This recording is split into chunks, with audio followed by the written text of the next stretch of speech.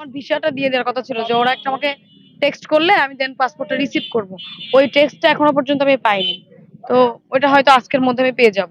এখনো পর্যন্ত DNA test এই সংক্রান্ত আমার সাথে কোনো কথা হয়নি। তবে আজকের মধ্যে আমি হয়তো এই পাসপোর্টটা হাতে পেয়ে যাব। পাওয়ার পরপরই যদি সময় থাকে তাহলে আজকেই আমি কলকাতার উদ্দেশ্যে রওনা দিব।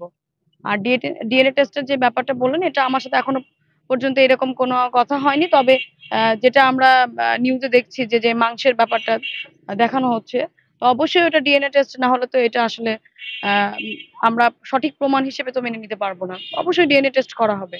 সাথে হচ্ছে আমার আব্বুর ব্যক্তিগত সহকারী আর রব ভাই, তারও পাসপোর্ট জমা দিয়ে আছে। আমার দিলে দুজনের একসাথে আমাদের ইটা আসবে। ওইভাবে কথা বলেছি আমরা। হয়তো আজকের মধ্যে আমাদের পাসপোর্টটা টেক্সট আসবে। আমার চাচার অলরেডি ভিসা আছে। আমার সাথে কথা হয়েছিল যে আমি জিজ্ঞেস করছিলাম যে আসলে কি আপডেট, লাস্ট আপডেটটা কি?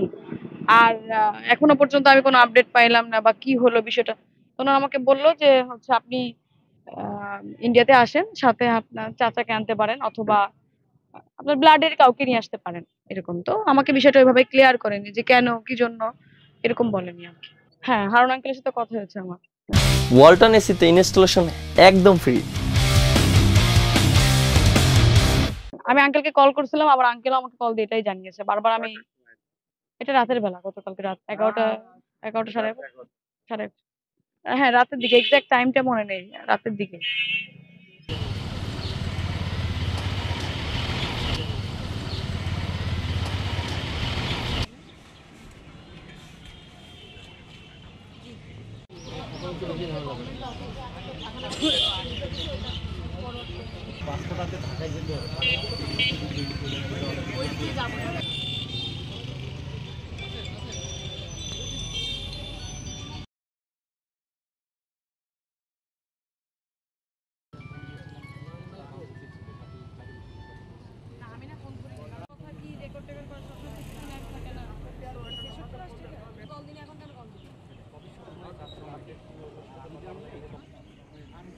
আপনার নাম্বার আমি কই পাই?